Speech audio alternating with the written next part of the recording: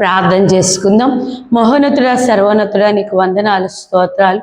నీ బిడ్డలైన వారిని దీవించి ఈ దినము నీవే వారితో మాట్లాడి నీ ఆత్మ సహాయం బట్టి నీ బిడ్డలైన వారిని ఆశీర్వదించి దీవించమని యేసునామములో వేడుకుంటున్నాము తండ్రి, ఆమేన్. వాక్యం చదువుకుందాం. నిర్గమకాండము 33వ అధ్యాయము 14-15 వచనాలు చదువుకుందాం. అందుకు ఆయన, నా సన్నిధి నీకు తోడు వచ్చును, నేను నీకు విశ్రాంతిని కలుగజేసేదనగా, మోషే, నీ సన్నిధి రాని ఎడల ఇక్కడ నుండి మమ్మను తోడుకొని పోకము. ఇక్కడ వాక్యంలో చూస్తే మరి ప్రభు అంటున్నారు, నా సన్నిధి నీకు తోడుగా వచ్చును. ఎవరిదట? ప్రభు యొక్క సన్నిధి తోడుగా వచ్చును అని ప్రభు చెప్తూ ఉంటే, మోషే గారు అంటున్నారు, నీ సన్నిధి రాని ఎడల నన్ను ఇక్కడ నుండి తోడుకొని పోవద్దు అని చెప్తూ ఉన్నారు. అంటే ఇక్కడ చూడగలిగితే మోషే ప్రభు సన్నిధి రాకపోతే వెళ్ళుటకు ఇష్టపడ్డా? ఇష్టపడలేదు. ప్రభువు మరి చూడండి, ప్రభువా నీవు నీ సన్నిధి నాకు తోడొస్తేనే వెళ్తాను కదా. ఇంత గొప్ప నడిపింపు మోషే గారికి ఎలా వచ్చింది? మోషే గారికి ఇంత గొప్ప నడిపింపు ఎలా వచ్చింది అంటే, ఈరోజు మోషే గారి యొక్క సన్నిధి చూద్దాం. మొదటిదిగా చూడగలిగితే మనోనిధానము ఏం కనిపిస్తుంది? మనోనిధానము కనిపిస్తుంది. ఇక్కడ మోషే మనస్సును దేవుని ఆకర్షించుకొనుట. ఎవరు ఆకర్షిస్తున్నారట? చూడండి, నిర్గమకాండము 2వ అధ్యాయంలో మనం చూడగలిగితే, మోషే మరి తాను చేసిన అపరాధం బట్టి ఐగుప్తు నుండి పారిపోయి, చూడండి, ఆయన పారిపోయి వచ్చేసిన తర్వాత మరి ఆయన 40 సంవత్సరాలు ఇశ్రాయేలీలకు దూరం అయిపోయాడు.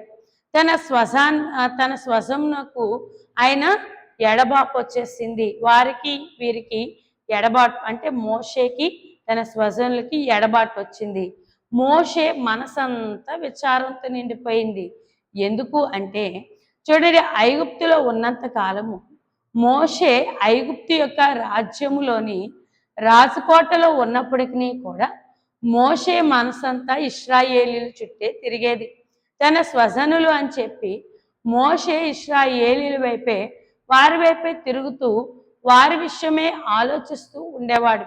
తాను చేసిన అపరాధము బట్టి చూడండి, ఐగుప్తీయుని కుమారుని మరి ఐగుప్తు వ్యక్తి ఒకరు ఇశ్రాయేలీయుని కొడుతూ ఉన్నప్పుడు ఆ వ్యక్తిని కోపంతో చంపేసిన మోషే తన అపరాధమును బట్టి ఇప్పుడు ఐగుప్తును విడిచిపెట్టేశాడు. అనగా తన స్వజుల్ని విడిచిపెట్టేసి 40 సంవత్సరాలు అయిపోయిందట. ఎన్ని సంవత్సరాలు?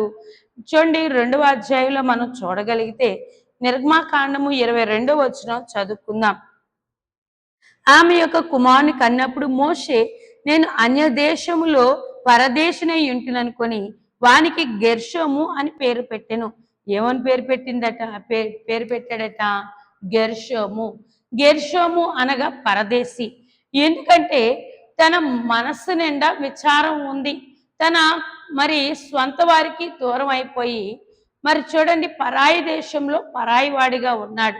కాబట్టి ఇప్పుడు వేదనతో ఉన్న మోషే, చూడండి, విచారంతో ఉన్న మోషే శిఖరం ఎక్కాడట. ఏమెక్కాడు? శిఖరము అనగా కొండ. ఏమెక్కాడండి? కొండ ఎక్కాడు. నిర్గమకాండము 3వ అధ్యాయము 1వ వచనం మనం చదువుకున్నట్లయితే, మోషే మిద్యాను యాజకుడైన ఇత్రో అను తన మామ మందును మేపుచ్చు ఆ మందును అరణ్యము అవతలకు ఒక పొద నడిమిని తోలుకొని దేవుని పర్వతమైన హోరేబునకు వచ్చాను. ఎక్కడికి వచ్చాడట? హోరేబునకు వచ్చినట్లుగా చూస్తున్నాం. విచారము దుఃఖముతో నిండి ఉన్న మోషే తన బాధను మరి పంచుకొనుటకు ఎంచుకున్న స్థలము శిఖరము. ఏమెంచుకున్నాడట? కష్టాలతో ఉన్నాడు, కష్టాలతో ఉన్నాడు, బాధలతో ఉన్నాడు. తన స్వజనులకు ఎడబాటు గనక ఆ వేదన పట్టుకున్న మోషే దేవుని సన్నిధి అనబడిన శిఖరానికి ఎక్కుతూ ఉన్నాడు. ఈ యొక్క దేవుని కొండ అయిన హోరేబు నద్దుకు వచ్చినట్లుగా చూస్తూ ఉన్నాం. ఇది ఎవరి కొండ? దేవుని కొండ అని పేరు. చూడండి, 121వ కీర్తన 1వ వచనంలో కూడా మనం చూడగలిగితే, కొండల తట్టు నేను కనులెత్తుచున్నాను, నాకు సహాయము ఎక్కడి నుండి వచ్చును అని మరి కీర్తనాకారుడు చెప్తూ ఉన్నాడు. అనగా కొండల తట్టు కనులెత్తుట అనగా కష్టకాలం వచ్చింది, బాధలు వచ్చాయి. ఈ కష్టము బాధలు కలిగినప్పుడు ఆయన ఎటువైపు తలెత్తాడంట? కొండలు అనగా చూడండి, కొండ అనగా ఎత్తైన స్థలము. ఏ స్థలము? ఎత్తైన స్థలముల్లో ఉండువాడు ఎవరు? ప్రభువే. లోకాసు వార్త 2:14 చూడండి, మరి పరిశుద్ధులు అంటున్నారు కదా, సర్వోన్నతమైన స్థలముల్లో మరి ఆయనకు మహిమ. ఎవరికి మహిమ అంటే ఉన్నత స్థానములో ప్రభు ఉన్నారు గనక ఇప్పుడు కీర్తనకారుడు కూడా కొండ వైపు తలెత్తుతున్నాడు. అంటే సన్నిధి, కొండ అనే సన్నిధి వైపు తలెత్తుతూ ఉన్నాడు. మనం కూడా చూడే శ్రమ విచారం ఉన్నప్పుడు మానవులైన మనం కూడా ఎంచుకోవాల్సింది శిఖరమే. ఏమెంచుకోవాలి? శిఖరమును ఎంచుకోవాలి. ఒకసారి శిఖరము వైపు మనసు పెడితే ఇక సమస్తము జరిగించేది ఎవరు? ప్రభువే. ఇక్కడ వాక్యంలో మనం చూడగలిగితే చూడండి, దైవజనులు దేవదాసయ్య గారు ఒక పాటలో వ్రాస్తూ చెప్తూ ఉన్న మాట, మనసు యేసుని కథపై మలిపి యోచించిన మహిమా కనబడు నీకు అనుభవము దొరకు. చూడండి, మనస్సు యేసుని కథపై మలిపి యోచించిన అనగా మనోనిదానము. ఏముండాలి? మనస్సు యేసుని కథపై అనగా దేవునిపై మనం ఎప్పుడైతే మనస్సు పెడతామో, మనము మనస్సు ఎప్పుడైతే ప్రభు సన్నిధిలో నిదానించి ఆయన వైపు చూడగలుగుతామో మనము ఎవరిని పొందుకోవచ్చు? ప్రభువుని పొందుకోవచ్చు. ఇక్కడ శిఖరం ఎక్కాడు మోషే, ఇప్పుడు ప్రభువు ఆకర్షించుకోవడం ప్రారంభించారు. ఎవరట? ప్రభువు ఆకర్షించడం. మనకు కూడా శ్రమలు, వేదనలు, కష్టాలు, బాధలు ఉన్నాయి. ఈ విచారములతో కలిగిన మనము కూడా ఎంచుకోవాల్సింది ఏమిటి అంటే దైవ సన్నిధి అనే శిఖరం. ఎప్పుడైతే ఈ శిఖరానికి వచ్చి మరి ఈ సన్నిధి అనే అంతస్తులోనికి వచ్చి మనం ఎప్పుడైతే మోకరించి మన మనస్సు దేవునిపై పెడతామో ప్రభువే మన మనస్సును ఆకర్షించువారు. ఇప్పుడు మోషే కూడా చూడండి, చాలా విచారాలతో వచ్చాడు. ఎందుకంటే ఐగుప్తు రాజు యొక్క కుమార్తె అయిన రాణి గారికి కుమారుడు అనగా రాకుమారుడుగా ఉన్న మోషే గారు ఇప్పుడు రాకుమారుడుగా ఉండే పరిస్థితి పోయిందా లేదా? ఒక అపరాధము ఏం తీసుకొచ్చింది ఆయనకి? ప్రభువు యొక్క మరి దేవుని సంకల్పంలో మోషే ఉండవలసిన ఆయన ఇప్పుడు చూడండి, మరి ఒకే ఒక అపరాధము చూడండి, రాకుమారుడి అంతస్తు లేకుండా పోయింది. ఇశ్రాయేలీయులను కోల్పోయాడు. పరాయి దేశంలో ఎవరో తెలియని ప్రజల దగ్గర ఒక కుటుంబంలో ఒక భార్యకు భర్తగా ఉన్నాడు, ఒక బిడ్డకు తండ్రిగా ఉన్నాడు, ఒక మామకి అల్లుడిగా ఉన్నాడు తప్ప ఈయనకు మరి చూడండి ఏదైనా తనంతట తన యొక్క ఎటువంటి గుర్తింపు మోషేకి లేదు. ఏం లేదు? మోషేకి ఎటువంటి గుర్తింపు లేదు. ఆ మనోవిచారముతోనే ఆయన తన కుమారుడికి పరదేశి అని పేరు పెట్టాడు. ఏమని పేరు పెట్టాడు? పరదేశి. ఎప్పుడైతే ఇంత విచారము గుబులుందో మోషేకి, ఈ గుబులుతో ఉన్న మోషే ఈ కొండ ఎక్కిన తర్వాత ఇప్పుడు ఆ విచారం కలిగిన మోషేని దేవుడట ఆకర్షించుకోవడానికి చూడండి, మరి నిర్గమకాండము 3వ అధ్యాయము 2-3 వచనాలు చదువుకుందాం. మోషే మిద్యాన్ ఒక పొద నడిమిని అగ్ని జ్వాలలు యెహోవా దూత అతనికి ప్రత్యక్షమాయెను. అతడు చూచినప్పుడు అగ్ని వలన ఆ పొద మండుచుండెను గాని పొద కాలిపోలేదు. ఇక్కడ వాక్యంలో మనం చూడగలిగితే మోషే గారి ఎదుట ఇప్పుడు ఒక అద్భుతం జరుగుతూ ఉంది. ఒక సూచక క్రియ అనుకోవచ్చు. ఏంటి అంటే చూడండి, ఒక పొద చుట్టూ మంట వస్తుంది, అగ్నితో మండిపోతుంది, కానీ పొద కాలిపోవటం లేదు. ప్రభువు మనోవిచారంతో ఉన్న మోషేని మరి ఆ విచారం నుండి విడిపించటానికి ప్రభువు మాట్లాడడానికి ఇప్పుడు మోషే మనసును ఆకర్షించుకోవడానికి దేవుడు పొదలో అగ్ని పుట్టించాడు, కానీ ఈ పొద కాలిపోవటం లేదు. అగ్ని మండుతుంది కానీ ఏం కాలిపోవట్లేదట, పొద కాలిపోవటం లేదు. ఆశ్చర్యం వేసింది మోషేకి.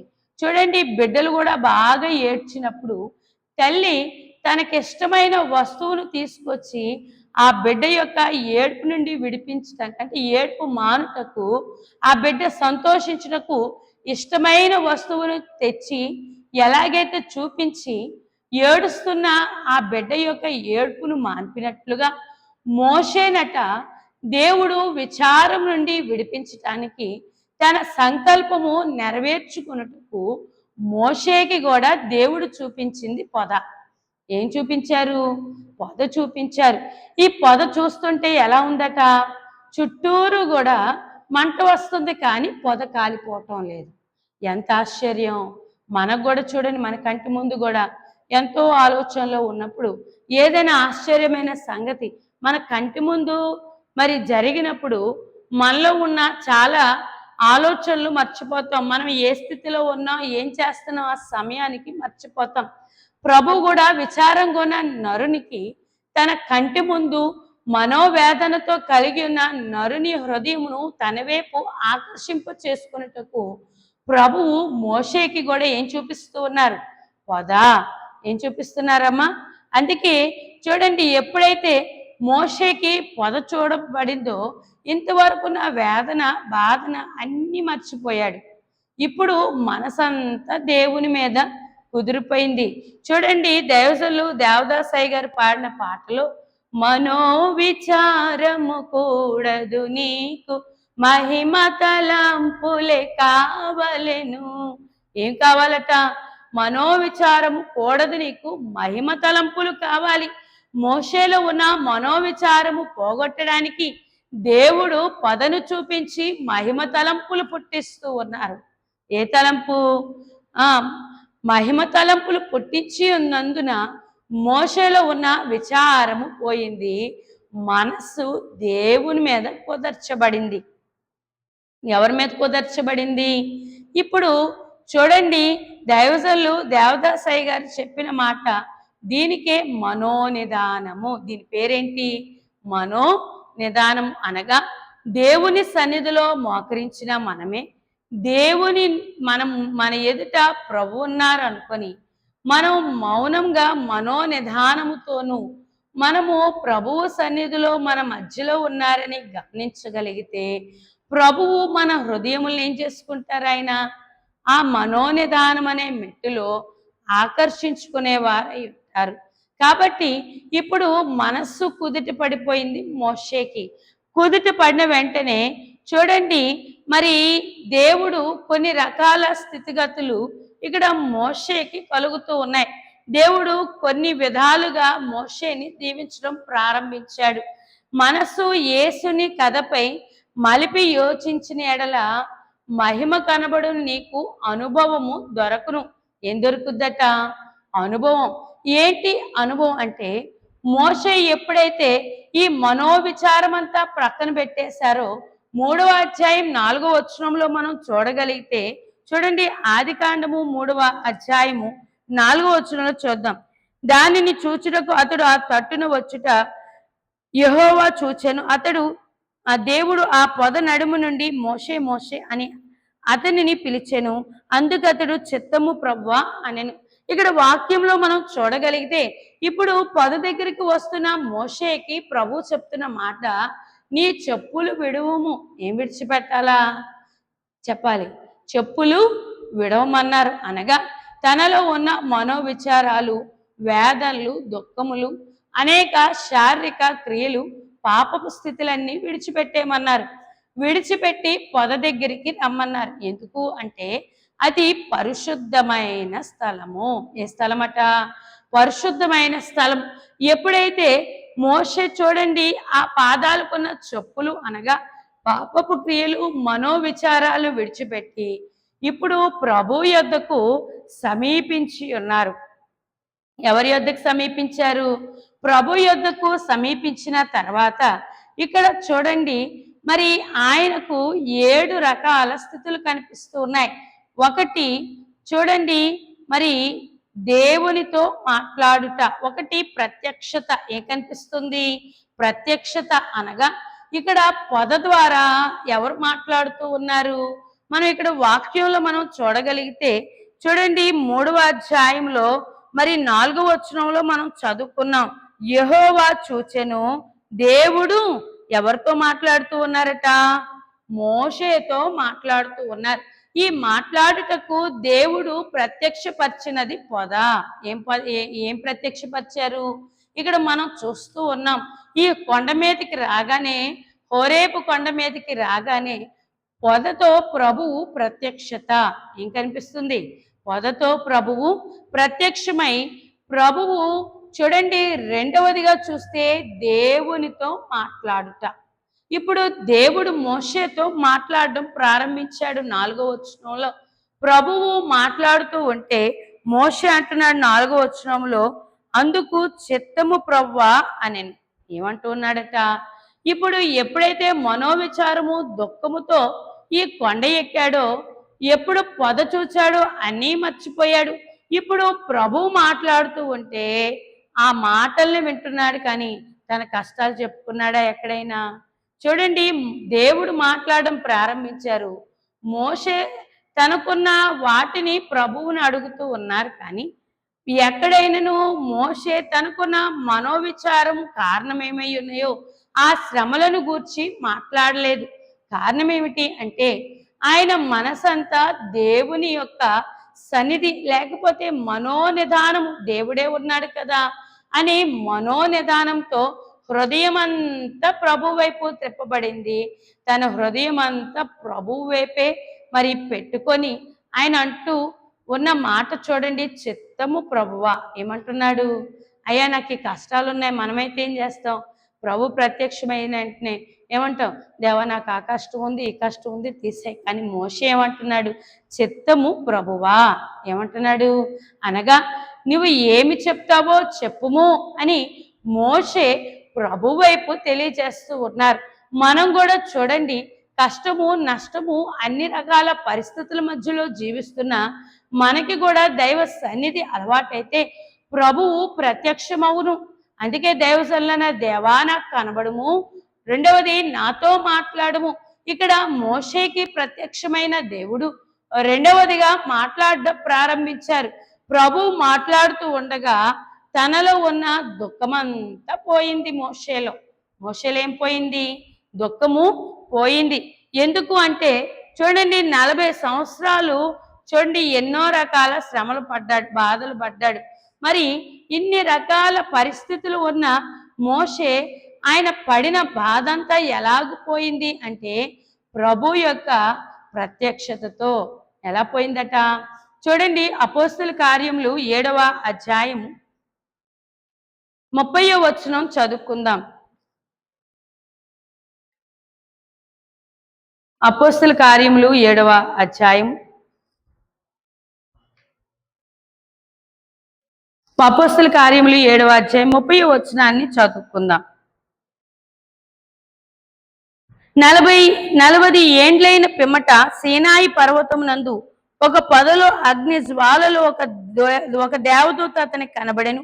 మోషే చూచి ఆ దర్శనమునకు ఆశ్చర్యపడి దాన్ని నిదానించి చూచుటకు దగ్గరకు రాగా, నేను నీ పితరుల దేవుడను, అబ్రహాము ఇస్సాకు యాకోబు దేవుడను అని ప్రభువు వాక్కును వినబడెను గనక మోషే వనికి నిదానించి చూచుటకు తెగింపలేదు. కాబట్టి ఇక్కడ చూడండి, 40 సంవత్సరాలు మరి ఎడబాపు ఉంది. ఆయనకేముంది? ఎందుకు అంటే చూడండి, మరి ఆయన చేసిన అపరాధమును బట్టి 40 సంవత్సరాలు కుటుంబానికి అన్నిటికీ దూరమైన మోషే ఇప్పుడు ఇక్కడికి వచ్చేటప్పటికి 40 సంవత్సరాల తర్వాత ప్రభువే స్వయంగా మాట్లాడేటప్పటికి తనలో ఉన్న దుఃఖం పోయింది.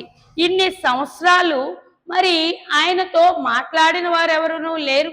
తన యొక్క తన మామగారు కుటుంబము తప్ప ఎవరును మరి మాట్లాడిన వారు లేరు. తనకంటూ స్వంతంగా తన బాధలు ఉద్దేశాలు చెప్పుకోవడానికి, తనలో ఉన్న ఆవేదనలు తెలుపుకోవడానికి ఎటువంటివి లేవు. అటువంటి సమయంలో 40 సంవత్సరాల నుండి పడుతున్న దుఃఖ కాలంలో ఎవరొచ్చి మాట్లాడారట? దేవుడు వచ్చి మాట్లాడారు. ఇప్పుడు మనమే ఉన్నాం. మన బాధలో ఎవరైనా మన బాధ వింటే బాగున్ను, ఎవరైనా మన కష్టం చూస్తే బాగున్ను అనుకుంటాం. అనుకుంటామా లేదా? ఏమనుకుంటాం? మన బాధ పోవాలి, మన కష్టం పోవాలి అనుకుంటామా లేదా? కాబట్టి మన బాధ కాలంలో ఎవరైనా వచ్చి మనతో మాట్లాడినప్పుడు, మన వేదనను చూచి ఎవరైనా వచ్చి మనతో మరి ముచ్చటించినప్పుడు ఆ ఒంటరితనం అనేది ఎలాగ పోతుందో, మోషే కూడా 40 సంవత్సరాల అనంతరము ప్రభువు మాట్లాడడం వల్ల 40 సంవత్సరాల దుఃఖం పోయిందట. ఏం పోయింది? దుఃఖము ఎగిరిపోయింది. చూడండి, కీర్తనల గ్రంథం 16వ అధ్యాయం 11వ వచనంలో చూస్తే, నీ సన్నిధిని సంపూర్ణ సంతోషం కలదు. ఉంది సన్నిధిలో ఏముంది? సంపూర్ణ సంతోషము. కాబట్టి ఇక్కడ చూడండి, దేవుని యొక్క సన్నిధిలో ఉన్న సంపూర్ణ సంతోషము అనగా, సన్నిధిలో ఎవరైతే అడుగు పెడతారో, ఈ శిఖరములోనికి వచ్చి ఎంతమంది అయితే ప్రార్థిస్తారో వారిలో ఉన్న దుఃఖము భారము ఎవరు తీసివేస్తారు? చెప్పాలా? ఎవరు తీసివేస్తారమ్మా? ప్రభువే. 40 ఏండ్ల నుండి పలకరించని మరి మోషేకి ఇప్పుడు ఎవరొచ్చి పలకరిస్తూ ఉన్నారు? ప్రభువే వచ్చి పలకరిస్తూ ఉన్నారు. అలాగే మనము కూడా కష్టకాలము శ్రమకాలంలో ఉన్నప్పుడు, మనలో దుఃఖభారము కలిగినప్పుడు మనల్ని పలకరించి మనలో ఉన్న ఆవేదన పోగొట్టి సంతోషపరచువారు ఎవరంటే ప్రభువైన క్రీస్తు. అందుకే ఆయన సన్నిధిలో ఏముంది? సంపూర్ణ సంతోషం. లోకములో మనకి కష్టములు బట్టి దుఃఖములు బాధలు ఉండవచ్చు, కానీ మనం ఎప్పుడైతే శిఖరము అనగా సన్నిధిలోనికి వస్తామో, ఈ శిఖరమునకు ఎక్కడము అలవాటు చేసుకుంటామో, మనకు ప్రభు యొక్క సన్నిధిలో ఉన్న నిత్య సంతోషము మనలోనికి వచ్చినప్పుడు మనలో ఉన్న దుఃఖం పోద్ది. చూడండి, ఆదికాండం 16వ అధ్యాయం 13వ వచనాన్ని చదువుకుందాం.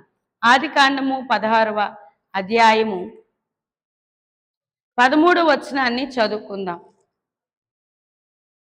అది చూచుచున్న దేవుడవు నీవే అని పేరు తనతో మాట్లాడిన యెహోవాకు పెట్టిన ఏలయనగా, నన్ను చూచిన వాని నేనిక్కడ చూచిన గదా అనుకొనెను. అందుచేత ఆ నీటి బుగ్గకు బెయోర్ లహోయి రాయి అని పేరు పెట్టెను. కాబట్టి ఇక్కడ వాక్యంలో మనం చూడగలిగితే, చూడండి, హాగరు చూడండి గర్భవతిగా ఉన్నప్పుడు, శారమ్మ గృహములో ఉన్నప్పుడు హాగరు ముందు చూపించిన మరి తన యొక్క ప్రవర్తన బట్టి శారా ఆమెను బాధ పెడుతున్న సమయంలోనట హాగరు మరి ఇక్కడ చూడండి ఆ యొక్క శ్రమలు భరించలేక ఎవరికి చెప్పకుండా శారా దగ్గర నుండి పారిపోయింది. పారిపోయిన ఈమె చూడండి అరణ్య మార్గంలో వెళ్తూ ఉంటే ఎవరొచ్చి మాట్లాడుతూ ఉన్నారు? ప్రభు వచ్చి మాట్లాడుతూ ఉన్నారు. హాగరుకు కూడా మనం చూడగలిగితే తనకున్న బాధలను చెప్పుకోవడానికి ఎవరూ లేరు, తనకున్న కష్టాలను పంచుకోవడానికి ఎవరు కూడా లేరు. అటువంటి సమయంలో హాగరు ఇప్పుడు ఎవరి వైపు చూస్తూ ఉంది? ఎవరి వైపు చూస్తుందమ్మా? చూడండి, ప్రభు వచ్చి మాట్లాడుతూ ఉన్నప్పుడు ఆమె అంటుంది, నన్ను చూచిన వాడు ఆయనే, నన్ను చూచిన దేవుడు ఎవరట? నాకున్న శ్రమలలో నాకు చూచుచున్న దేవుడవు నీవే అని ఆయనకు పేరు పెట్టింది. ఏమని పేరు? ఎందుకంటే చూడండి, సారా పెట్టిన శ్రమలు భరించలేక తన అపరాధమును బట్టి ఆ శ్రమలను భరించలేని హాగరు పారిపోతూ ఉన్నప్పుడు ప్రభువే వచ్చి మాట్లాడుతూ ఉన్నారు. మాట్లాడి ధైర్యపరిచి, ఇదిగో నీకు కుమారుడు పుడతాడు, ఆయన విస్తార సంతానం గొప్ప జనమవుతారని చెప్పారు. చెప్పి తిరిగి నువ్వు మరలా శారా దగ్గరికి వెళ్ళిపో అని చెప్పినప్పుడు మరి చూడండి హాగర్ అంటుంది, నన్ను చూచిన వాడవు నీవే, అనగా శ్రమల కాలములో నన్ను చూచిన దేవుడవు నీవే అని చెప్పి ఆ యొక్క దేవునికి పేరు పెట్టినట్లుగా చూస్తూ ఉన్నాం. కాబట్టి చూడండి, ఇక్కడ మనం చూడగలిగితే మన శ్రమల కాలంలో కూడా, కష్టకాలంలో దుఃఖకాలంలో మన శ్రమలను చూచువాడు ఎవరు? ప్రభువైన క్రీస్తే. అందుకే చూడండి, మత్తయి సువార్త 8వ అధ్యాయం 2వ వచనంలో చూస్తే, కుష్ఠరోగి వచ్చి నీకు ఇష్టమైతే నన్ను శుద్ధినిగా చేయు అని అడుగుతూ ఉన్నాడు. వెంటనే ప్రభు అంటున్నారు, నాకు ఇష్టమే, నన్ను శుద్ధినిగా చేయు అని అడుగుతూ, మరి నన్ను శుద్ధినిగా చెయ్యు అని అడిగినప్పుడు వెంటనే ప్రభు అన్నారు, నాకు ఇష్టమే, నువ్వు శుద్ధుడవు కమ్ము. ఏమవ్వాలా? నాకు ఇష్టమే, నువ్వు శుద్ధుడవు కమ్మని చెప్పగానే వెంటనే చూడండి, కుష్ఠరోగి కాస్త దేవుని ఇష్టమును బట్టి శ్రమను పోగొట్టుకున్నాడు. మనము కూడా చూడండి, శిఖరం అనే సన్నిధిని మరి ఎక్కగలిగితే మనతో కూడా, మనకి కూడా ప్రభువు ఒకటి కనిపించువాడు, రెండు మాట్లాడువారు. మీరు కూడా మీ శ్రమలు దుఃఖాల్లో లోకంలో ఉండిపోకండి. మోషే శిఖరం ఎక్కినట్లుగా మనము కూడా దైవ సన్నిధి అనే శిఖరంలోనికి వస్తే మనలో కూడా ప్రభువు అన్ని రకాల దుఃఖాలను పోగొట్టి మనల్ని ఆకర్షించుకొని మనకు కనబడి మాట్లాడువారు. ప్రార్థన చేసుకుందాం. మహోన్నతుడా, సర్వోన్నతుడా, నీకు వందనాలు, స్తోత్రాలు. నీ బిడ్డలైన వారిని దీవించి నీ క్షేమమును ఆశీర్వాదమును ఇచ్చి, మోషే ఎలాగూ శిఖరమును ఎక్కాడు 40 సంవత్సరాల వేదన కాలంలో ప్రభువా ఆ శిఖరమునకు వెళ్ళగానే తన జీవితంలో అనేక మలుపులు, దేవా దుఃఖం పోయింది, సంతోషం వచ్చింది.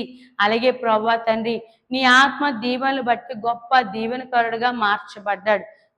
దేవా తండ్రి, నీ బిడ్డలైన వారు ఎంతమంది దైవ సన్నిధి అలవాటు లేదో మనోనిధానం అనే మెట్టునెక్కి ప్రభువా తండ్రి వారి పాపములు క్షమింపబడి మోషే ఎలాగూ చెప్పులు విడిచిపెట్టాడో వారు కూడా వారి పాపమును విడిచిపెట్టి ప్రభువా నిన్ను చూడగలుగునట్లు, నీతో మాట్లాడగలుగునట్లు గొప్ప సన్నిధి నేర్చుకోగల భాగ్యం దయచేయమని యేసు నామములో వేడుకుంటున్నాము తండ్రి. ఆమేన్. మరణాత.